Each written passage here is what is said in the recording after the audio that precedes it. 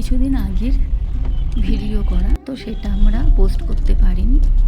মহিষাদল রাজবাড়ির পথে যাবার সময় একটা ছোট্ট ভিডিও বানিয়েছিলাম। তো এই দেখুন মহিষাদল রাজবাড়ি আমরা যথারীতি পৌঁছে গেছি। তো রাজবাড়ি ঢোকার আগে এই লাল রাস্তার মাঝখান দিয়ে যেতে হয়, সামনে একটা কামান। তো দেখুন এই সাদা রাজবাড়ি, আমি একটু ক্যামেরাটা ঘুরিয়ে দেখাবো। কাঁচা হাতে ভিডিও বানানো আমি সেভাবে পারিও না ভিডিও বানাতে, তো কাঁপা কাঁপা হাতে একটু ভিডিও বানিয়েছি আর কি। তো দেখুন সামনেই সাদা এই রাজবাড়ি, এত অপূর্ব দৃশ্য।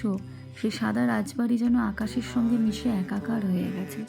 তারপরেও তার চারপাশটা পুরো সবুজে সবুজে ভরা, বড় বড় গাছ, কি সুন্দর, কি মনোরম পরিবেশ, শান্ত স্নিগ্ধ শীতল। যদিও সেই দিনটা একটু রোদের তাপ ছিল, কিন্তু তবুও বেশ মন জুড়িয়ে গেছিল।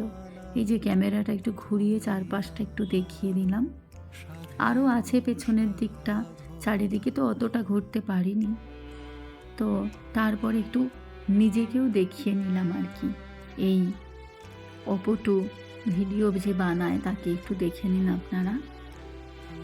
তারপরে মা আর কাম্মা কি বকবক করছে, জল খেয়েছিস কি, জল বেশি করে খা, এই সমস্ত বক্তব্য। আবার হাই বলতে বলেছি বলে হাই বলছে। কাকু ছবি তুলছে।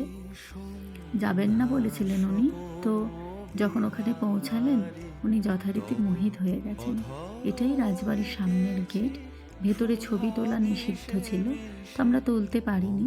তো এর মধ্যে রাজার বিনোদনের ঘর, লাইব্রেরি, উনি যে শিকার করেছিলেন সেই সমস্ত জিনিস যথারীতি সেগুলো রাখা আছে এর মধ্যে। তো উঠেই ডান দিকে একটা পালকি ছিল, সেটার ভিডিও বানিয়েছি। তো সামনেই দুটো কামান, সেই কামান দুটোরও ছবি তুললাম। দিয়ে আর নিজেকে সামলাতে পারলাম না। রাজবাড়ির বাইরেটায় নেমে এসে নিজে কীরকম মনের মধ্যে সেই আবেগটাকে প্রকাশ করলাম। মনের মধ্যে এই গানটাই গুনগুন করে গাইছিলাম এত বড় রাজবাড়ি দেখে, যেটা আমরা আগের মানুষের থেকে কোনোদিন আমরা গল্প শুনতাম যে এই রাজা ছিল, ওইখানে এই রাজার বাস ছিল। তো সেগুলো আমাদের কাছে ঐতিহাসিক।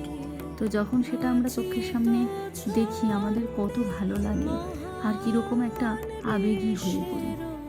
তো এই রাজবাড়ির সামনে উঠেই একটা বংশতালিকা আছে, সেটা আমরা পড়ে নিয়েছিলাম বা ভিডিওতে আমরা সেটা সংগ্রহও করেছি।